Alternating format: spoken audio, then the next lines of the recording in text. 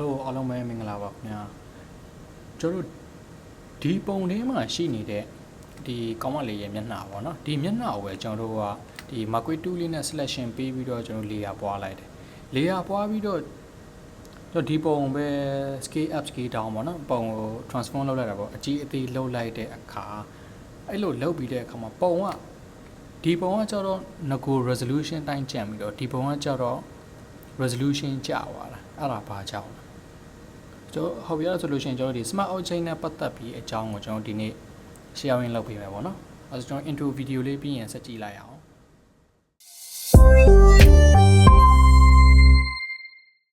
Hello အားလုံးပဲမင်္ဂလာပါကျွန်တော် Ziki ဖြစ်ပါတယ်ကျွန်တော်ကဓပုံကိုရိုးရိုးလေးရာအနေနဲ့ထားပြီးတော့အရန်သေးွားအောင် scale down ချုပ်လိုက်မယ်ပေါ့နော်ကျွန်တော်အခုအရင်စမ်းပြပေးမယ်ကျွန်တော်ဒီမှာအတူလေးနဲ့ဟုတ်ပြီဒီပုံလေးကိုကျွန်တော်ဒီမျက်နှာတစ်ဝက်လေးပေါ့နော်ကျွန်တော် layer ပွားလိုက်မယ် duplicate layer လုပ်လိုက်မှာပေါ့နော်ကျွန်တော် keyboard shortcut ဆိုလို့ရှိရင်window မှာဆိုလို့ရှိရင် control J Mac မှာဆိုလို့ရှိရင် command J ဟုတ်ပြီကျွန်တော်အကောင်ကို layer ပွားလိုက်ပြီ layer ပွားပြီးတော့ဒီကောင်ကိုကျွန်တော် transform လုပ်မယ်ပေါ့ transform လုပ်မယ်ဆိုတာကကျွန်တော်ဒီပုံလေးကိုအကြီးအသေးချုပ်မယ်ချဲ့မယ်ကိုစိတ်ကြိုက်ထားမယ်ပေါ့အဲ့ဒါဆိုရင်ကျွန်တော်ဘာလုပ်မလဲဆိုလို့ရှိရင်ဒီကောင်ကို transform လုပ်ဖို့အတွက် control or command T လေးကိုနှိပ်လိုက်မယ်ကျွန်တော်နည်းနည်းသေးလိုက်မှာပေါ့နည်းနည်းသေးပြီးတော့ကျွန်တော်ဒီနားလေးမှာထားလိုက်မယ်ဟုတ်ပြီမကြိုက်သေးဘူးကျွန်တော်နည်းနည်းထပ်သေးလိုက်အောင်မရတယ်နည်းနည်းသေးလိုက်မယ်သေးပြီးတော့လို့နေထားအောင်ပေါ့နော်ကျွန်တော်ဒီမှာထားတာမကြိုက်ဘူးဒီဘက်အောက်တောက်လေးမှာနည်းနည်းကြီးလေးနဲ့ထားမယ်ရတယ်ကျွန်တော်နည်းနည်းကြီးလေးနဲ့ထားလိုက်မယ်အဲ့ဒါကိုကျွန်တော်ဒီဘက်အောက်လေးမှာထားမယ်နည်းနည်းကြီးလေးနဲ့ထားလိုက်မယ်အဲ့လိုထားလိုက်တဲ့အခါမှာဒါကျွန်တော်တို့မူ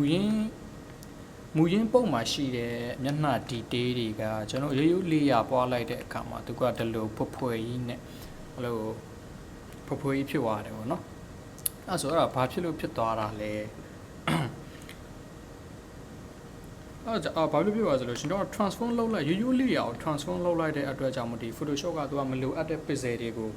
ဖြတ်ထုတ်ပလိုက်တယ်ဖြတ်ထုတ်လိုက်တော့ကျွန်တော်ပုံကြီးကဒီငကိုမူရင်းပုံလို့မဟုတ်တော့ဘူးပေါ့နော်ငကိုမူရင်းပုံလို့မဟုတ်တော့ဘဲနဲ့ပုံကဒီမှာ water type ဖြစ်သွားတယ်ပေါ့အဲ့လိုမျိုးဖြစ်သွားတယ်ဟုတ်ပြီအဲ့ဆို water type ဖြစ်သွားတဲ့အခါကျွန်တော်မဝါအောင်လုပ်လို့မရဘူးလားဆိုလို့ရှိရင်ရပါတယ်ဒီပုံမဝါအောင်လုပ်လို့ရပါတယ်အဲ့ဆိုမဝါအောင်လုပ်ဖို့အတွက်ကျွန်တော်အဲ့ဒီ layer ကိုဘယ်လိုခေါ်မလဲဆိုလို့ရှိရင်ဒါကျွန်တော်ဒီ layer ပွားတဲ့ဟာကိုကျွန်တော် smart object ပေးလိုက်တာပေါ့ဟုတ်ပြီအဲ့ဆိုလို့ရှိရင်တို့ဒီမျက်နှာကိုပဲကျွန်တော် selection ပြန်လုပ်ပြမယ်ဟုတ်ပြီဒီမျက်နှာလေးပေါ့နော် selection ယူလိုက်မယ်ပြီးရင်ဒီကောင်ကို layer duplicate လုပ်မယ်ပွားလိုက်မယ်ပြီးရင်ဒီ layer ကိုဒီမှာကျွန်တော်ကအခုအသစ်ပွားတဲ့ layer ဒီမှာ layer 2ဖြစ်နေတယ်ဟုတ်ပြီအဲဆိုလို့ရှိရင် layer 2ကိုကျွန်တော် right click ချထောက်လိုက်မယ်ဒီမှာ convert to smart object convert to smart object လေးကို click ချထောက်လိုက်မယ်အဲဆိုကျွန်တော်ရဲ့ layer မှာဒီလို smart object ပုံလေးပါလာပြီပေါ့နော်ဟုတ်ပြီအဲဆိုလို့ရှိရင် smart object ပုံလေးပါလာပြီဆိုလို့ရှိရင်ဒီကောင်ကိုကျွန်တော်ခုနပုံအတိုင်းပဲအကြီးအသေးလုပ်ကြည့်မယ် command T ဟုတ်ပြီပုံလေးကျွန်တော်သေးချလိုက်မယ်သေးချလိုက်ပြီးတော့ enter ခေါက်လိုက်မယ်နာတာဒီနာတာရှောက်လို့ကျွန်တော်မကြိုက်ဘူးကျွန်တော်မကြိုက်ပဲဒီကောင်လေး side to 2ပဲထားကြည့်မယ်ဗျာ control T ဟုတ်ပြီဒီကောင်လေးနဲ့ side to 2လေးထားမယ်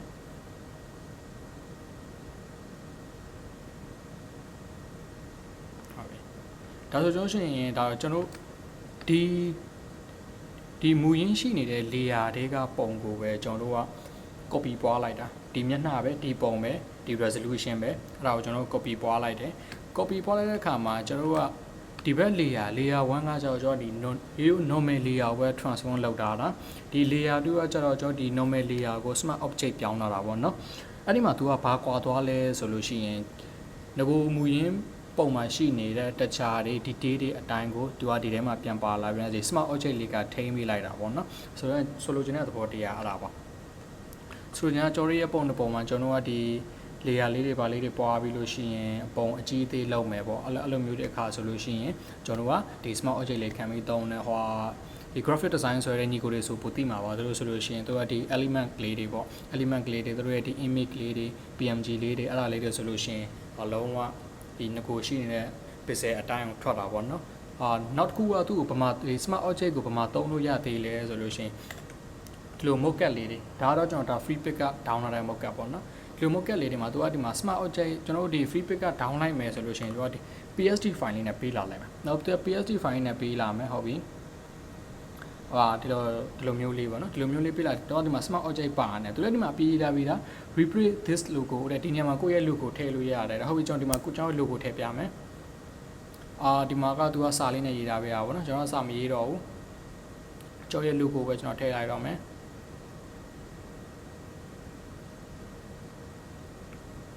ဟုတ်ပြီကျွန်တော် logo ကျွန်တော်ထည့်လိုက်ပြီဒီကောင်လေးကို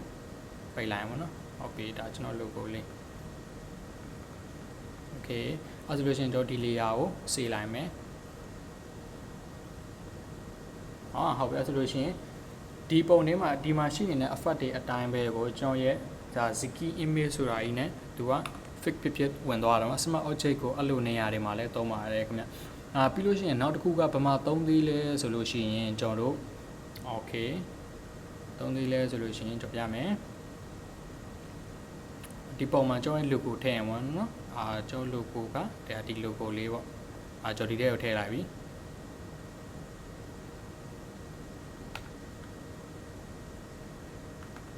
ဟုတ်ပြီကျွန်တော်ကဒီမှာဒီကောင်ကိုကျွန်တော်ဘာလုပ်တာလဲဆိုလို့ရှိရင်ကျွန်တော် PSP အနေနဲ့ smart object file တိုင်းအနေနဲ့ကျွန်တော်ဒီကောင်ကိုစေထားလိုက်တယ်စေတာအတွက်ကျွန်တော်ဒီ logo ကိုအမဲမကြိုက်ဘူးဖြူမကြိုက်ဘူးအမဲပြောင်းမယ်နှုတ်နှိပ်ပြီးတော့ကျွန်တော်ဒီမှာထားလိုက်ပြီးရင်ကျွန်တော်ဒီကောင်လေးကိုပိတ်လိုက်တယ် save လုပ်လာအဲ့ဆိုရင်ကျွန်တော် logo အမဲဖြစ်သွားပြီနောက်တစ်ခုက smart object ကိုဘယ်လိုနေရာတွေမှာသုံးလဲဆိုလို့ရှိရင်ခုနကပုံမှာပဲကျွန်တော်လှမ်းပြပေးမယ် filter တွေထည့်တဲ့နေရာမှာသုံးတယ်ဗျကျွန်တော်ပြရမယ်နော်ဒီမှာ command J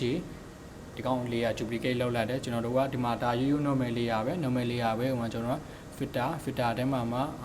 maybe တခုခုပေါ့နော်တော့ Gaussian blur လေးပဲပေးလိုက်မယ် Gaussian blur လေးကိုကျွန်တော်ထားလိုက်ပါကျွန်တော်ဒီလောက်ပေးလိုက်တယ်ဟုတ်ပြီ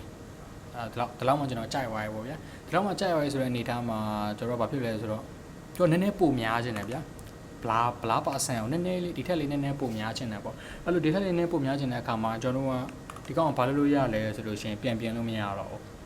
ပြန်လို့မရတော့တော့ကြောင့်မို့ချို့တွေကဘယ်လိုပြောမလဲဆိုလို့ရှိရင်ဒီထဲမှာ Gaussian blur မှာပဲနောက်ထပ်နည်းနည်းလေးပပလေးထပ် blur လေးလို့မရဆိုရတယ်ဒါပေမဲ့နည်းတိတ်ပြီးတော့ professional မဆန်ဘူးပေါ့ဗျာအဲ့လိုဆိုလို့အဲ့လိုဆိုလို့ရအဲ့ဆိုလို့ရှိရင်ကျွန်တော်ဘယ်လိုထပ်လုပ်လို့ရသေးလဲဟုတ်တယ်မလား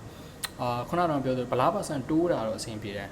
ကိုကဒီမှာဘလားပါဆန်အရန်များနေတယ် client လာပြီးတော့ကိုဝါနေတာအရန်များနေတယ်နည်းပြန် short ပြီးလို့မရဘူးလားဆိုလို့ရှိရင်ကျွန်တော်ကသွားပြီဘာလုပ်ပြီးလို့ရမှမသိတော့အဲ့ဆိုလို့ရှိရင်ကျွန်တော်ကဆယ်လို့ရတဲ့နေ့တနေ့ရှိပါတယ်အဲ့ဒါတော့အဒီ layer ကိုဒီ filter ခံနေတဲ့ layer ကို smart object ခံလိုက်တာပါပဲအဲ့ဆိုကျွန်တော်ဒီ layer ကိုဖြတ်လိုက်မယ်ဖြတ်လို့ရှိရင်ဒီ layer ကို layer ပွားလိုက်မယ် duplicate နဲ့ပေါ့နော် control ဒါမှမဟုတ် command J လေးနဲ့ layer ပွားမယ်ကျွန်တော်ဒီ layer ကိုဒီမှာ convert to smart object ဒီထဲမှာတပြောင်းလဲရတယ်မပြောင်းချင်ဘူးဆိုလို့ရှိရင်လည်းဒီ filter ထဲမှာ convert to smart filter ဆိုပြီးပြောင်းလိုက်လဲရတယ်